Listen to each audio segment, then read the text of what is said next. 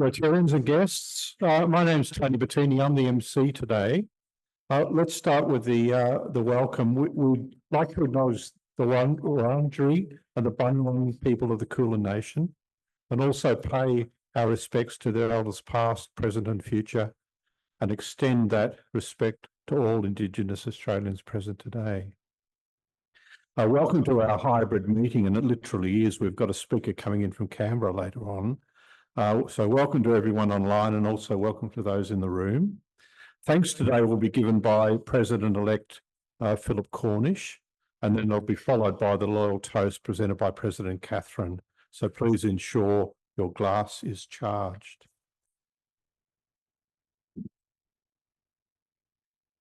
Greetings. Civility. Wouldn't it be nice if we had more of it? Certainly seems a less civil world, be it online or in person. Retail staff, health workers, and many others now being confronted by outright aggression. Rawls, the great 20th century philosopher, I was going to ask if anyone here remembers the 20th century, but I think I'm safe, felt to have a fair society, you needed to have civility, both in tone, but in also an underlying set of common values, which meant an acceptance that you could respectfully disagree with others, but work towards common goals. Sounds familiar to Rotary to me.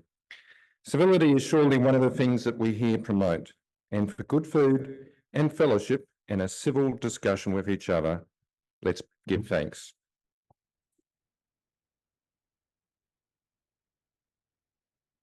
Thanks, Philip. Rotarians and guests, a toast to Australia and Rotary International.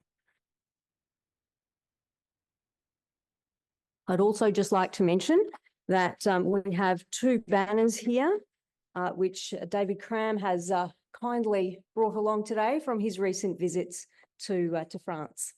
So I'll make sure that they're displayed. Please be seated. We'll be breaking for lunch and we'll reconvene at 1:10. Just before everyone gets to having a lot of great conversation, I just wanted to let you know that that Kim Houghton, our speaker today, unfortunately couldn't fly into Melbourne thanks to our wonderful Melbourne fog. So he has kindly joined us over Zoom. We've tested the presentation, everything is working well. If that doesn't work well for some reason, Richard Dent has promised to give us a tap show. Thanks, everyone. Enjoy your lunch. Aha, there's a button to press, apparently. Let me try again. Members, visitors and guests, it is my great pleasure to welcome you to our 5th meeting of the Rotary year and our 5,042nd club meeting in our 104th year. We welcome everyone, and we hope that those that were at the environmental lunch enjoyed it at the RACV last week.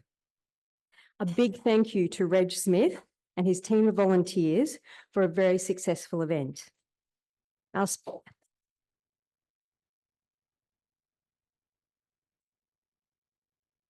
guest speaker today is Kim Houghton, economist, and Kim will be speaking on the regional economic insights and will be more fully introduced shortly by Chair of the Day, Richard Dent. As I mentioned, Kim will be joining us over Zoom. In the meantime, please make him welcome.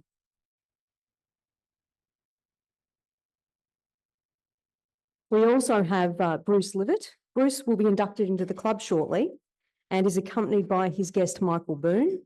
Would you please join me in making them both welcome?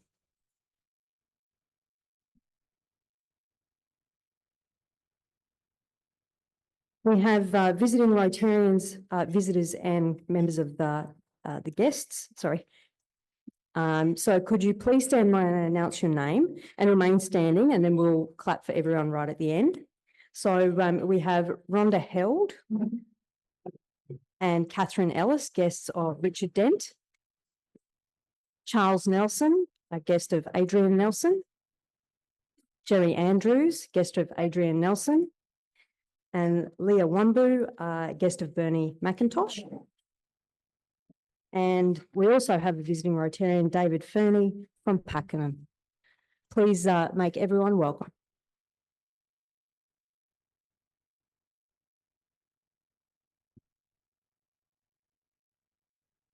Would Bruce Livett please come to the stage? And Rosemary, could I ask you to come up as well?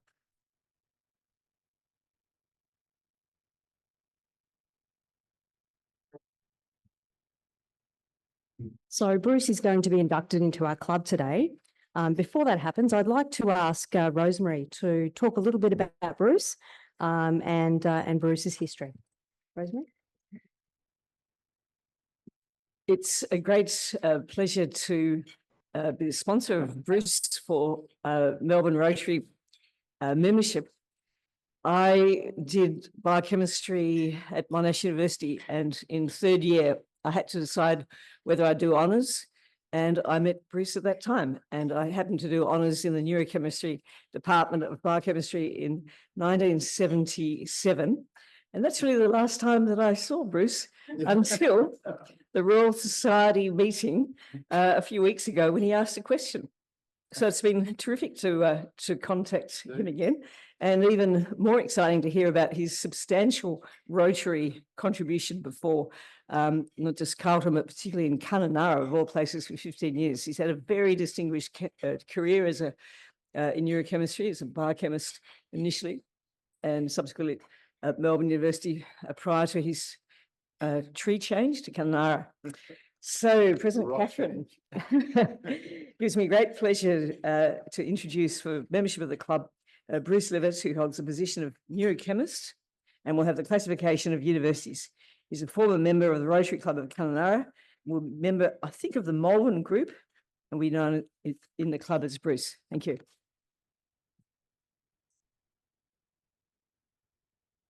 Thank you, Rosemary.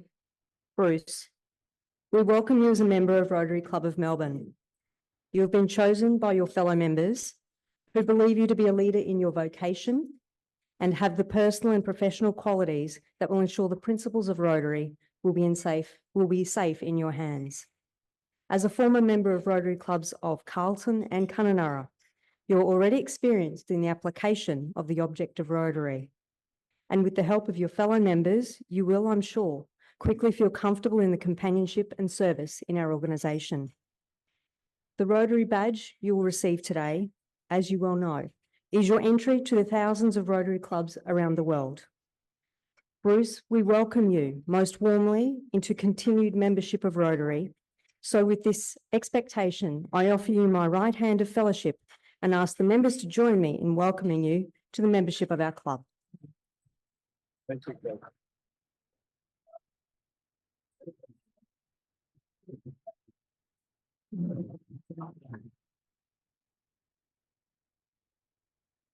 I'd now like to ask Rosemary to present Bruce with his Rotary pin.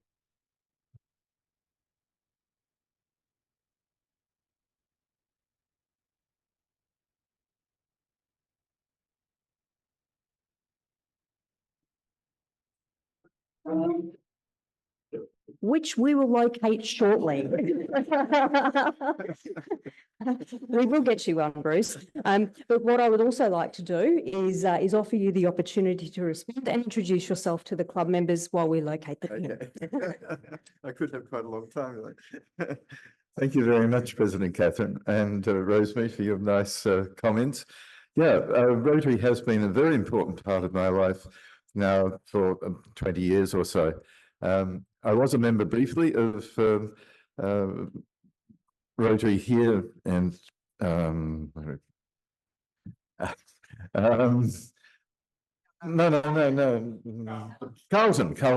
Sorry, they're not my team. So, yeah, and that was because I was on staff at Melbourne University, and it was convenient to go there for a lunchtime meeting.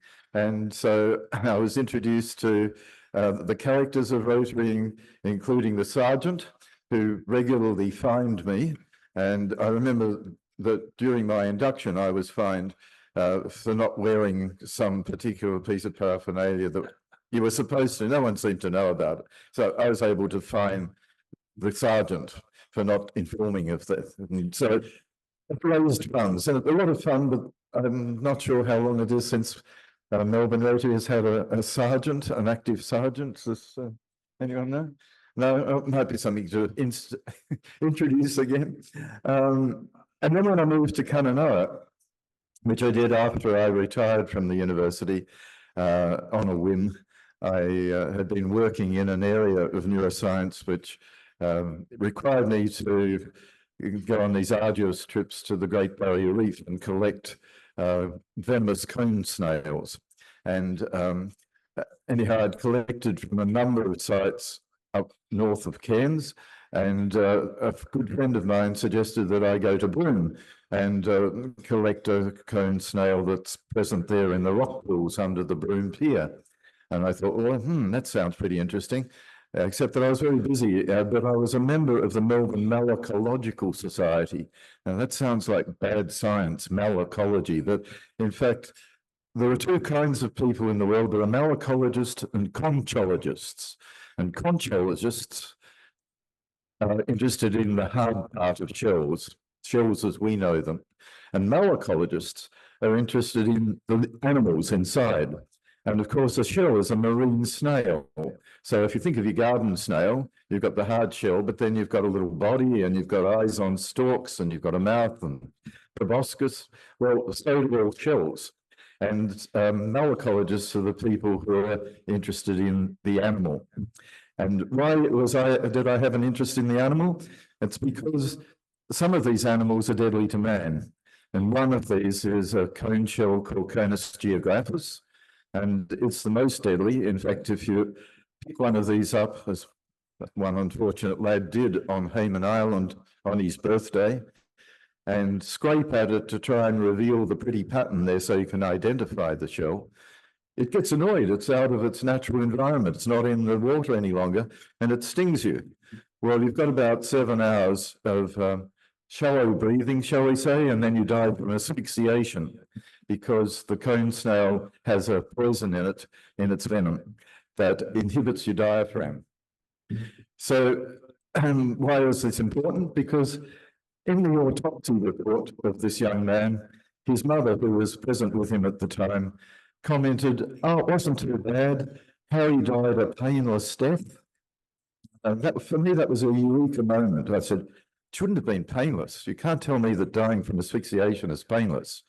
But what it did tell me was that in addition to the compound which killed him, which we knew about, there must be something else in the venom that acted as a painkiller. And there's a great unmet need for better analgesics, painkillers, than morphine and the opiates, which are addictive. And so that was what got me going in this line of work. And fortunately, we managed to find the compound, take it to clinical trials. It wasn't the Holy Grail. I'm not that rich as a result, but it was effective against the people that was tested out on in Adelaide in the hospital who had acute sciatica. That compound is still alive, and let's hope that, in the future, I've got my fingers crossed all the time, that we'll have a new class of painkillers that come derived from this natural source. That's all by way of saying that when I retired, I decided I better take myself to Broome to collect, not to collect, but to see where these cone shells had been collected for me. Because at the Malacology Society of Victoria, I met a lady who was a clinical psychologist who was just leaving for Broome to work with the Aboriginals.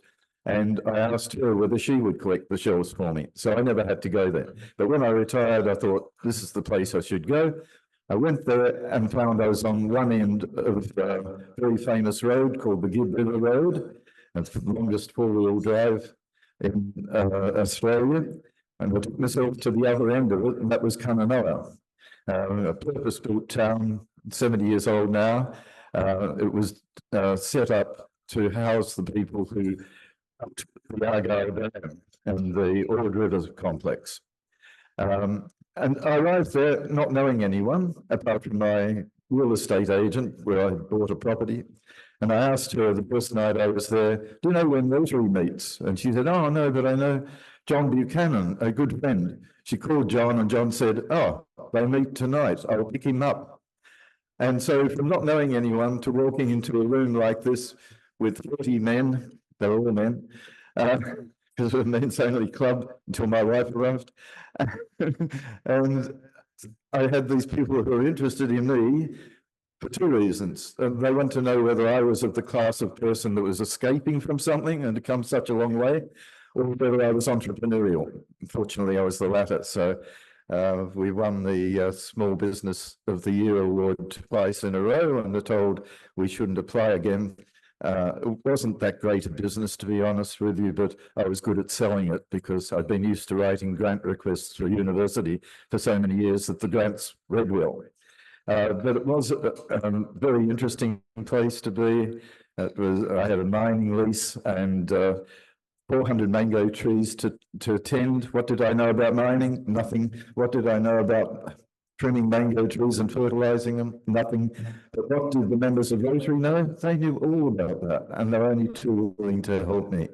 And so I became involved in a number of projects. I was known as Mr. Balscan of Kununurra. That was, and I got to meet most of the people in town through standing outside Coles on 2 successive Saturday mornings, giving them Balscan kits, because in those days you had the LB, you found the village?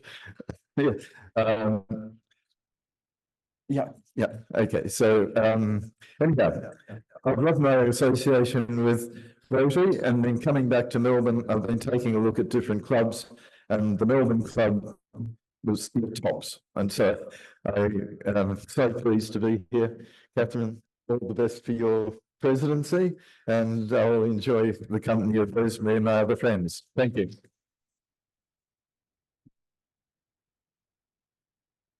I think we're going to have to get Bruce back as a speaker. There are some stories there, I'm very sure. And Bruce's pin has been found. We'll do the photograph after lunch. So Bruce, thank you so much. It is an absolute pleasure to have you as a member of the club. Now I'd like to invite Bernie McIntosh to come up and talk to us about the Battle of Amiens and the commemorations that are occurring next week. Bernie.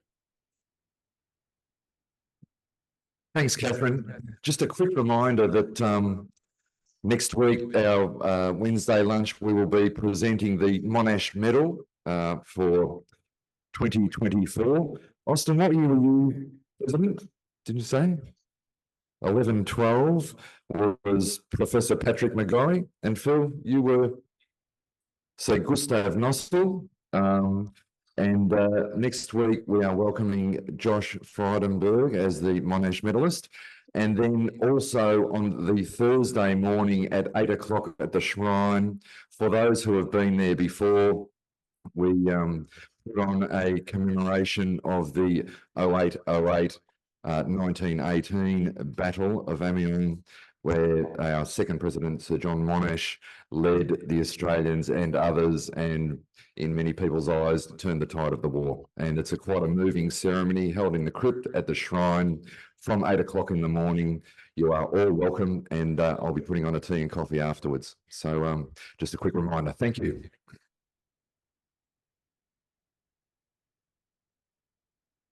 Thanks, Bernie. Now, you've probably noticed someone in our audience that is standing out more than others. So I'd like to invite Chris up to talk about Around the Bay and tell us why he's wearing such very attractive gear.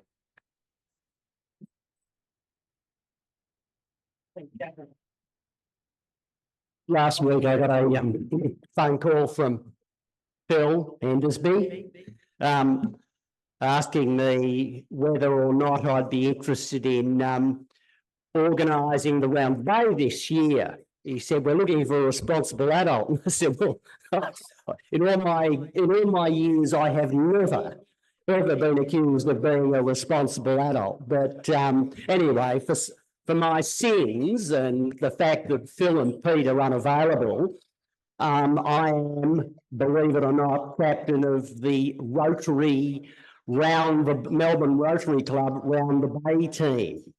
So what I'm trying to do is encourage as many of you to support this wonderful event. What we are proposing to do is ride from Sorrento to Melbourne. It's about 100 k's. It's a very nice ride, actually. So for those of you who are interested in riding, please sign up. Sue and I, my wife is riding, and she's going to be a member of the team. We will be hosting a party, some kind of barbecue function at our place at Portsea, in the fine traditions that Pete and Phil have established over many years. And we're looking to recruit riders. At the moment, I think there's about 6 of us, 3 of us are Rotarians, and there's a mate of mine riding. So for those who want to ride, please sign up. Those who do not wish to ride, they can be support team, and of course, sponsor the ride, because it is, of course, a fundraiser, and it is a bit of fun. Love to see you all, as many of you as possible, to join in the team or sponsor or participate as support staff. So the cut-off date, and the reason I'm doing this now is because next week I'm overseas, and the cut-off date for the early bird registration is next week. What date is it, Phil? This Friday. This Friday. So if you want to save a few bucks on the early bird registration, sign up by this Friday. Okay. Many thanks, guys. The ride. Yeah, I should bloody tell you that. I suppose it's probably relevant. 6th of October. Sunday, the 6th of October. So the function at my place will be on Saturday, the 5th of October. Got it? Excellent. Thanks, guys. I'd now ask past President Mary Barry to join me on the podium. Just a little bit about Mary as she's making her way to the podium. Mary was the club's 101st president and has served in a variety of roles on the board and is our vice president, one of our vice presidents this year. Since induction in 2006, Mary has embraced the fellowship and service offerings of the club with intelligence, humour, and above all, fun. Mary's been recognised in many areas, and when she was president, she was actually CEO of an organisation, Victoria State Emergency Service, and has been CEO of Our Watch and National Heart Foundation as well. I won't talk too much more because I'm probably embarrassing her, but would you please join me in wishing Mary a very happy birthday and join me in singing happy birthday. Happy birthday to you. Happy birthday to you. Happy birthday, dear Mary. Happy birthday to you. Hip hip. Hip hip. Hip hip.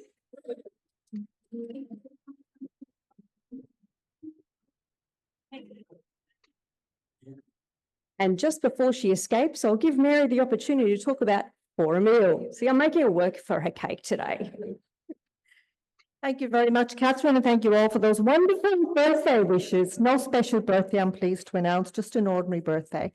Now, I'm here to just give you a little brief on Foy Meal. I'm going around the bay. Foy Meal. Foy Meal was developed by the Rotary Club of Canterbury in 2017. And what it does is it enables people to come together for a bit of fun, a bit of fellowship, and pack meals that go overseas, particularly to people in disaster-prone areas. So far since it's been established, there's been over 150,000 meals packaged and sent overseas. So Rotary Melbourne joined this opportunity in 2023, and we did a partnership with RMIT, and we've had 2 packing sessions at RMIT over the past year and a half. And we have packed this club with our student supporters and other people, family members have packed over 20,000 meals that have gone overseas. We're now forming a new partnership with the formerly funded Rotary University Melbourne Club, and we're having a session with them on the 14th of August. So that will give us a great opportunity to interact with young people, expose them to Rotary, what Rotarians do, how we act, what we do, how we behave, and how we have fun, because that is really important. So please do come and join us. You'll have a great night of fellowship, hands-on volunteering, but also a bit of fun because you'll have your little funny blue hat on, your funny blue gloves, and you'll be able to pack meals in a team environment. And we'll pass the little packs from one to the next, and they get sealed and they're put in a box. And it's a great rush because it's about doing as many packs as we possibly can to get them overseas. So please do sign up. Closing, unfortunately, is today. So if you're free on the 14th of August to come to the University of Melbourne, do some packing, have a bit of fun, please do sign up. It's a great night and a great cause.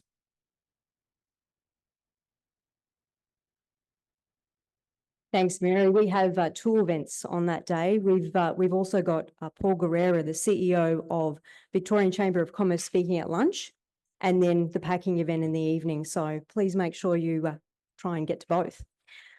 And I'd also just remind members that we have the annual visit to the Winter Masterpieces this Friday, which is at the NGV.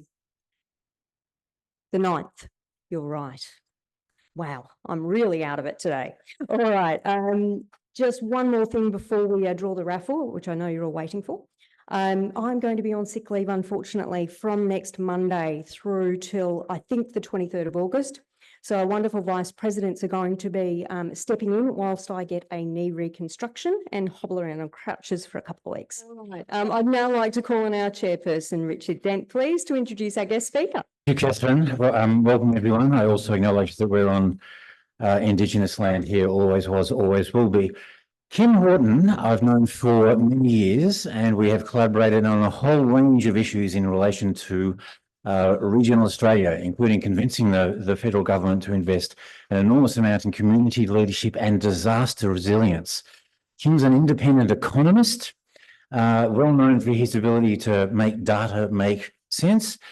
He has been at the Regional Australia Institute for many years. You've probably seen him on TV from time to time when it's in relation to regional Australia issues.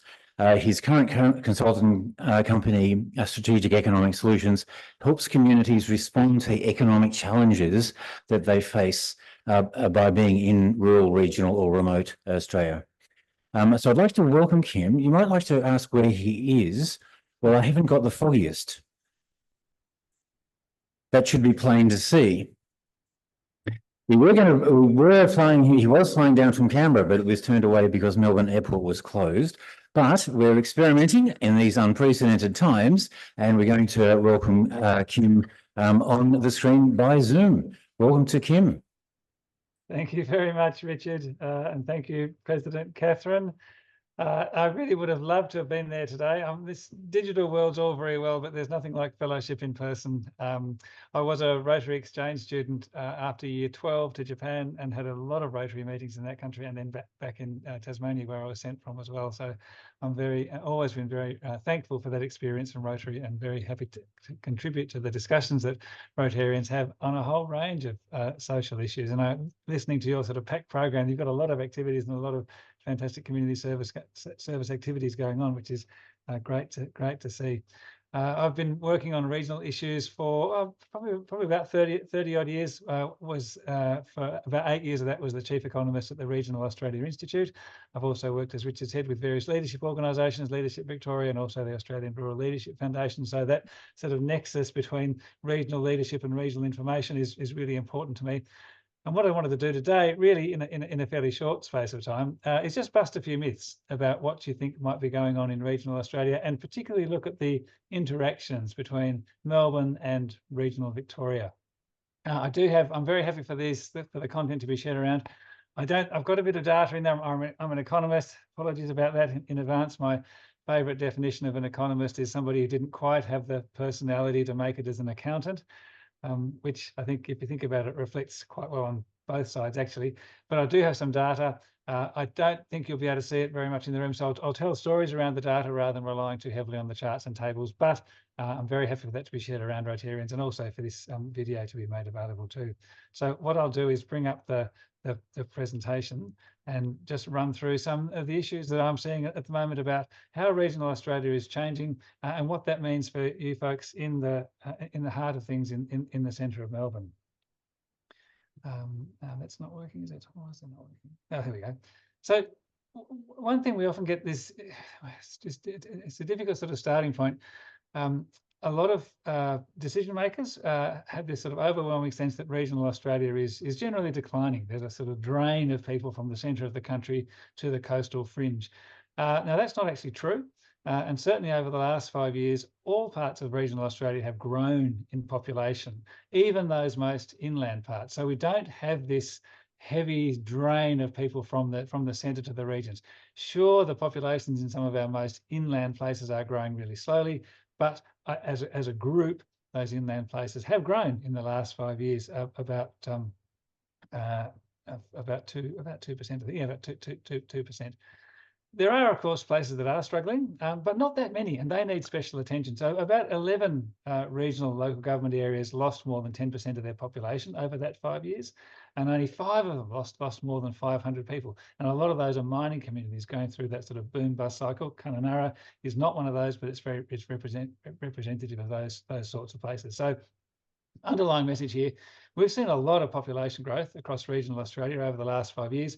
Regional cities, in particular Ballarat, Bendigo, Geelong, have grown really strongly. In fact, technically, they grew faster than the capitals in that period. Now, the interesting thing is what's driving that, and there's a couple of key things that I want to talk about. There's three. There's jobs, housing, and population movement. All that relates to this period of growth that regional Australia, particularly regional Victoria, is in at the moment. Now, those at the back there, you won't be able to see the detail on this slide, so it really is just to give you a sense of how important job growth has been in regional Australia over the last decade. Most governments, still state government largely, and certainly the federal government, when they think about employment, they think about employment creation. They're still very big on promoting the number of jobs that a project will bring.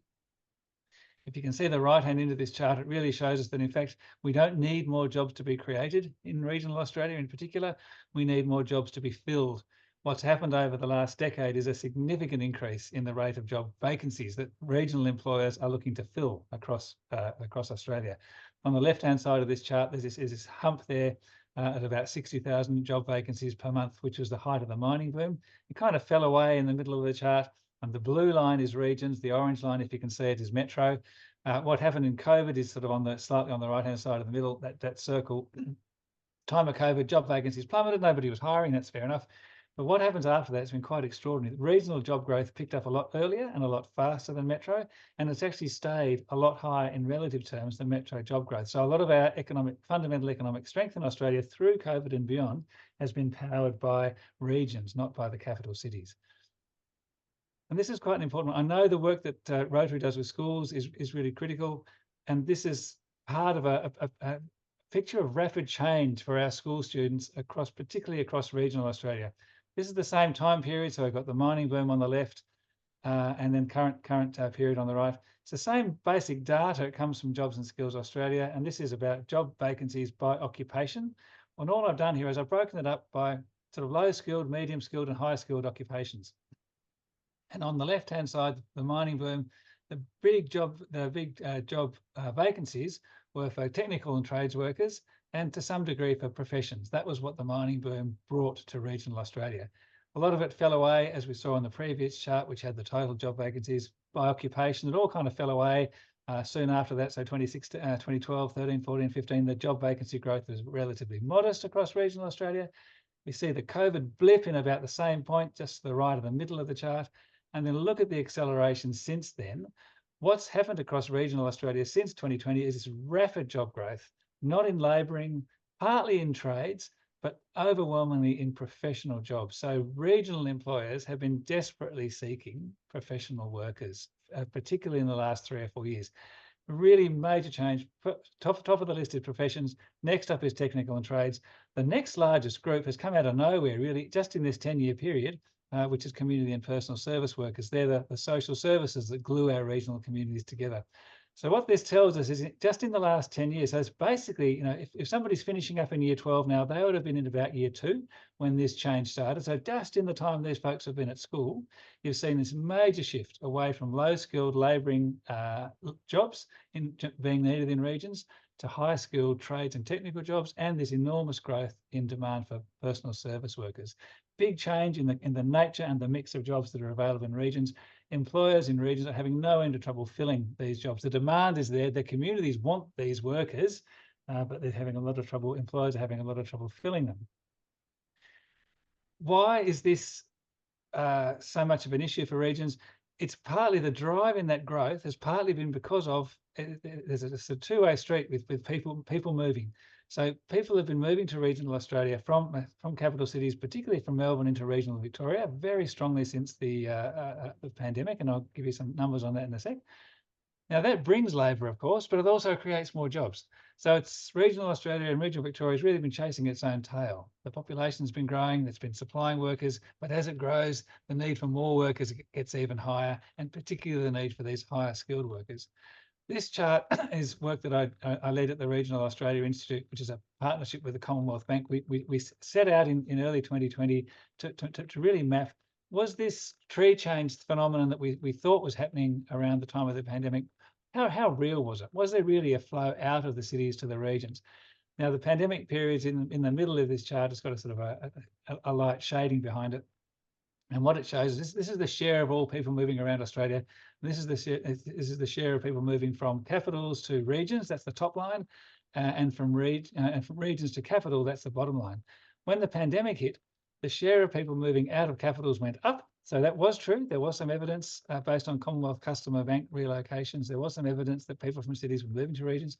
At the same time, people in regions knew they were onto a good thing, and they slowed down their movement back to the cities. There's always a flow around. They really slowed that down. So that's the middle period.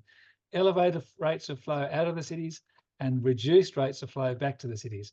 That created, that was the foundation of the regional housing crisis. We had more people wanting to move to regional places and fewer people leaving and putting their houses up for sale or rent. That was the start of that sort of housing crisis. Post-pandemic, you can see those lines are starting to come back together again. So those rapid flows out of cities have slowed a bit, and the low flows back to cities have gone up a little bit, but they're still much wider than they were before the pandemic. So we've still got elevated levels, more people than before the pandemic moving from cities to regions, and fewer people than before the pandemic moving from regions back to cities. So that flow really it goes well past the pandemic, and it looks like it's something that's baked in, at least in the medium term. And certainly, technology like this that we're using now is really allowing a lot of people to live and work in a regional setting in a way that they just couldn't 4 or 5 years ago. So a lot of mobility, but a lot of movement from cities to regions. Now, what I want to talk to you a little bit about, if I've got a couple of minutes, is how that's impacting on Melbourne, because there's really quite a striking story here about Melbourne. Now, there's way too much information on this screen for you to be able to read, so I just want to talk you through it. And if you do want to have a look at the presentation when it does the rounds, please do, because this is from the Regional Movers Index that the Institute does with the Commonwealth Bank. What we noticed over a number of years of looking at where people were moving from and to, there does seem to be a bit of a pattern of people, of those who are leaving Melbourne.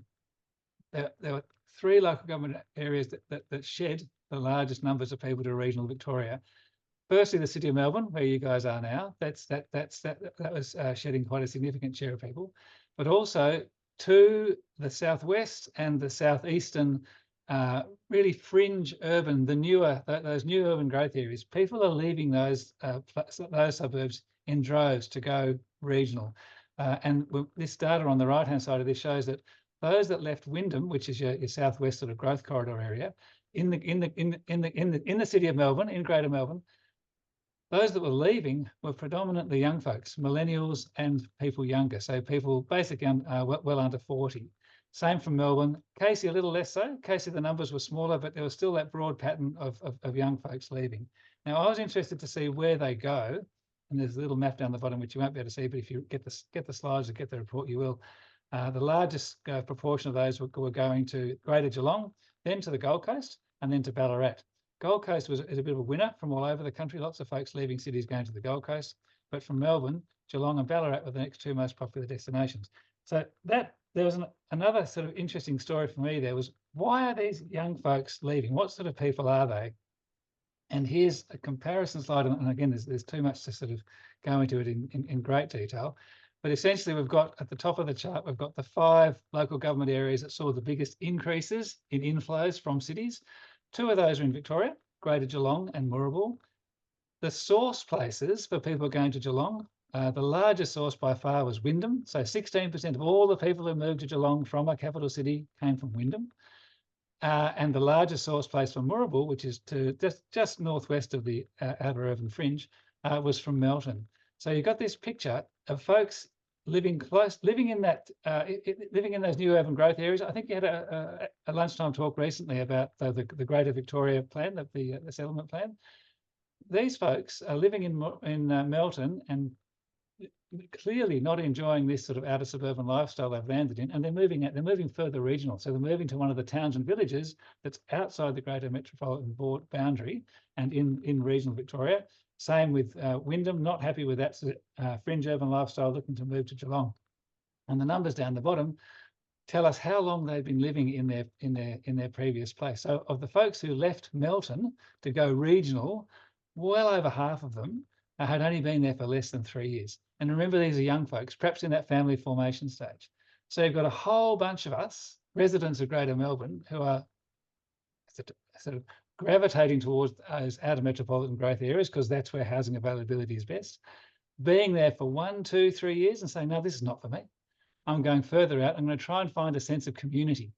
So as far as I think there's a nice sort of twist there for sort of community service building and Rotary, you've got this significant flow of younger folks, good catchment for sort of Rotary Club membership, moving out of their outer suburban region, lobbing into a new area, very much like I think Barry was telling us about Kununurra. They would be a very suitable target, I think, for helping them to sort of build those local connections through a Rotary Club. They're the right sort of age, and they'll certainly have that aspiration to find a sense of community, because we assume this is part of the reason that they're leaving that outer fringe urban environment. Now, none of this stuff's in the greater Victoria settlement strategy. It's still about growth at the urban fringe. There's always lip service played to densification across Melbourne. You know, we'll build some more high rise. We'll get some efficiencies in housing. That's all true. But nobody in the planning department is looking at the consequences of people being dissatisfied with that outer urban lifestyle and moving towards a regional setting. There is no resource in going to the towns and villages in Melton or in Moorabool or Greater Geelong to help with that increased flow out of the greater urban area. It's really not part of people's thinking. It needs to be, because if we keep building stuff on the urban fringe that people don't like, they'll keep leaving it. And we really ought to be resourcing people's choices rather than forcing them to live in an outer suburban lifestyle that they're clearly not happy with. What that does is push housing prices up. Simple chart here of median house prices. For orange is regional areas and blue is metro areas. Very significant house price rises across all of regional Australia over the last 3 or 4 years. The median house price in regions has gone up now to about $627,000. Capitals also went up. So regions have gone up about $210,000 in this last price cycle. Capitals have gone up about, on average, about $220,000 as well. But because the regionals are starting from a lower base, it's a much more significant percentage. So across all of regional Australia, regional house prices have gone up an average of about 60%. Now that's absolutely bonkers, because if 60% is the average, then 80% is not unusual, and neither is 40%. Now, you know, years ago, a 20% price rise across regions over 3 or 4 years would have been unheard of.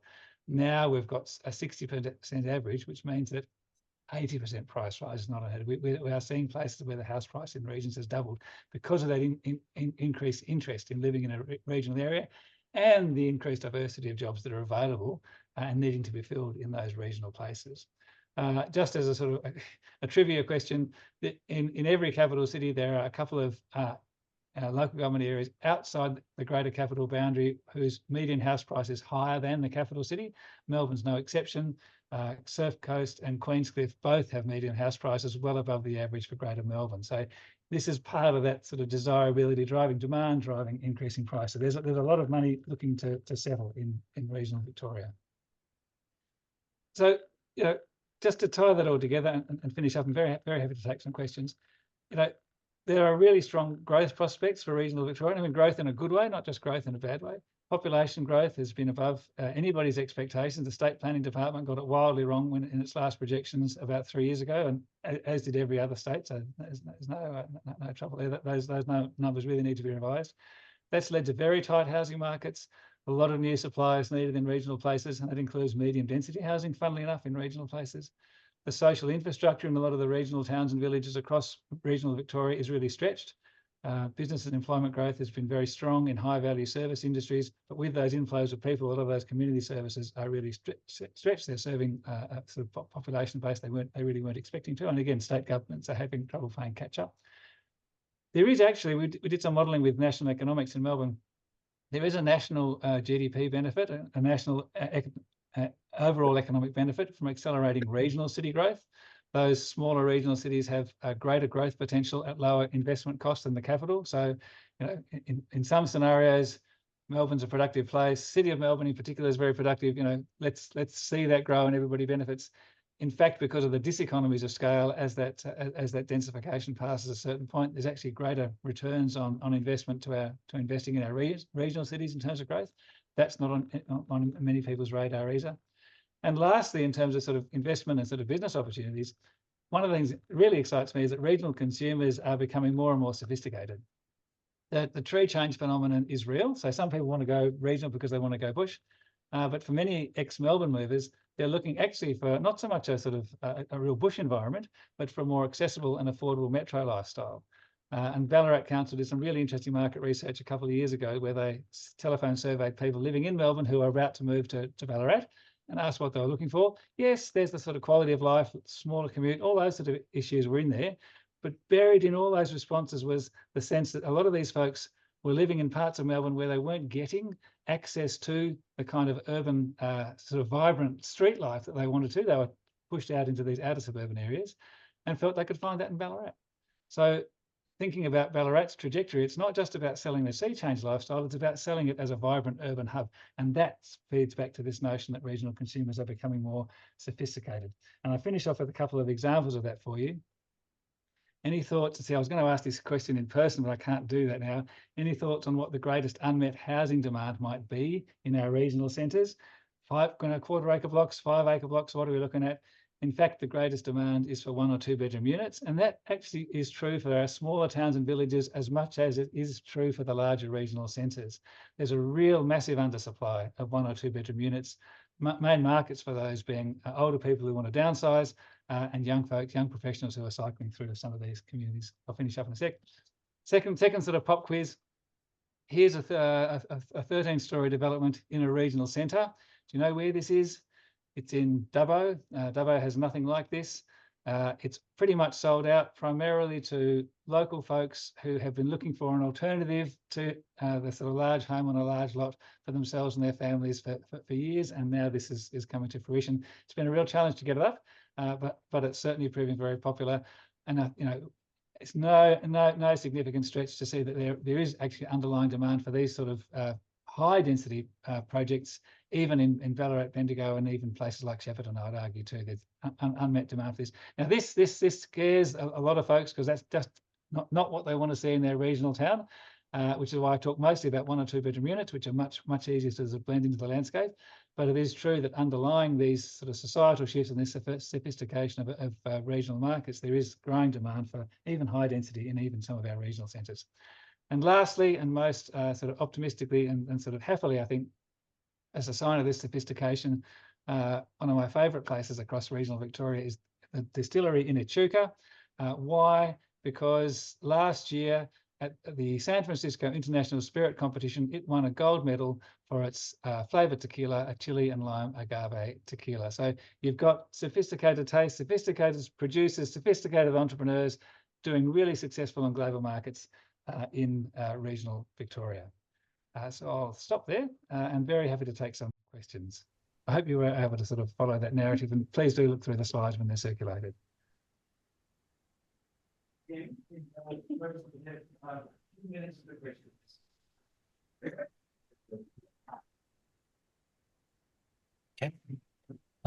Very much. Oh.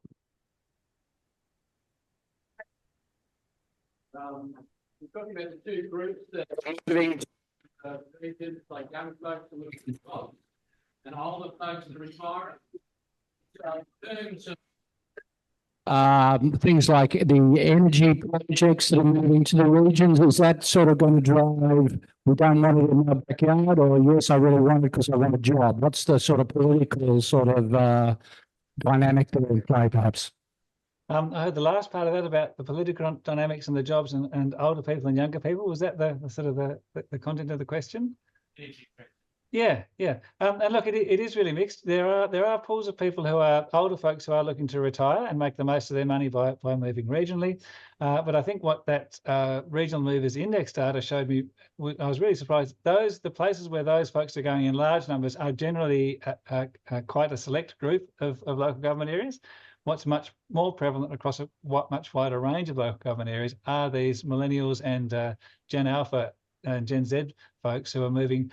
We think certainly for job opportunities, Regional Australia Institute did a study last year called Big Movers, which had a special look where millennials are moving around regional Australia. They have a higher propensity to move to more remote places than older folks, for instance. And that's partly, I think, because a lot of those younger folks are looking to, build their profession, build their career by sort of doing a bit of a staging post through different regional places. And that's part of their sort of part of their life plan. So the availability of housing and the availability of jobs is absolutely crucial for them. The jobs one is not so critical, of course, for older folks, although that internet connectivity and that ability to work from home from a regional centre, I think, has been a real boon for people later in their careers who are looking to do a bit of a bridge between sort of working and then moving into retirement from a regional place. It's really diverse. I mean, I think the bottom line for me is that for most of the small towns that we've looked at, somewhere between about 15 to 25% of the population is newcomers every 5 years. So there's a lot of churn in regional populations, even in those few places where the headline population is not growing much. There's a lot of churn underneath that as people come and go all the time. Yeah. I'm quite familiar with the area of Geelong and the greater area of down to Queenscliff. And one of the needs that you have expressed for a vibrant urban environment is not met there because although the housing estates are quite prolific and the shall we say, the shops and shopping centres are amazing. It's like at night, it's like going into Rio. So brightly lit and lots of facilities. They don't have the common town hall or centre hall, or in the olden days, the church used to move in and it would have a church hall where people could, for example, young kids could get together and form a band and practice. This has been a problem also in Western Sydney, where they're churning out lots of graduates in music, but they've got nowhere to practice. And I think that's something that perhaps state government could insist that in an area there is. Yeah. Is there some way in which you can see that developers are required to produce a common meeting hall or area that the community can get together and feel like a community? Yeah, look, just two quick points on that. One is that, one sort of angle on what you're talking about is actually the growing sort of gentrification of our older places. So they are becoming more sophisticated investments going in, which is taking away some of those underutilized spaces. They're being commercialized essentially. Now there've got to be ways of returning some of that value capture back to the community. So that's one thing. The other thing, as far as the developers go, I used to work for Lendlease for a while, and we set up a sort of small business support service in one of their large development areas, about 6,000 homes over a sort of 15-year build period. The thing that got that thing over the line was, because we've been talking about exactly those sort of community spaces, and the project director we were talking to suddenly said, "Oh, you're talking in terms of size and space. You're basically talking about one or two houses on the sort of periphery of what will become our commercial centre." And I said, yes, that's all we're talking about is one or two properties. So for them to then build into their town planning around that town centre, the ability for a couple of those properties to be available for community use for an extended period, that changed the whole game, because it wasn't it was a slight sort of loss of profit for them, but only a marginal loss of profit. And they could see that by enabling those premises to be available for community uses, it would really help to accelerate that community building in the short term. So, those things can be done. developers are very sort of cost sensitive. They don't want additional costs imposed on them. But if the language is right, and if you're able to sort of communicate with the project directors in a way that helps them meet their aims as well, I think there's a lot of creative thinking that can go on to provide those new sort of shared spaces, even in sort of new development areas. And Kim, thank you very much for your presentation. I hope the technologies were not too bad. I'm glad you could wing it. Sorry, the session had a good takeoff and this is not such a good landing, I suppose, but yeah. Anyway, so Kim, thank you very much. We have a special gift for you here, which is a gift of Rotary socks, which are 200% Australian made in Preston by our very own past president, Phil Endersby. And I'll just see if they go through the, oh no, we don't have that technology yet. Sorry, it's just a matter of time, but thank you very much. Ladies and gentlemen, if you could join me in thanking our speaker. Thanks everyone. Thanks for your patience with this virtual delivery today. It would be much more preferable to be there in person. Fantastic. Thanks. Thanks, Kim. We hope to welcome you in Naarm at some point, in Melbourne at some point in the future. So thanks, there we everyone. go. Thank you very much. Thank you, visitors and guests, for attending today. Special thanks, of course, to our MC, Tony Battani, and for their reflection, Tony, for Philip Cornish, and for our setup and reception teams. If anyone's got some time to stay back to help with the pack down, that would be very much appreciative. Our next week's meeting is here at number 35, and it will be our annual Monash Medal presentation, as we heard earlier, to the Honourable Josh Frydenberg.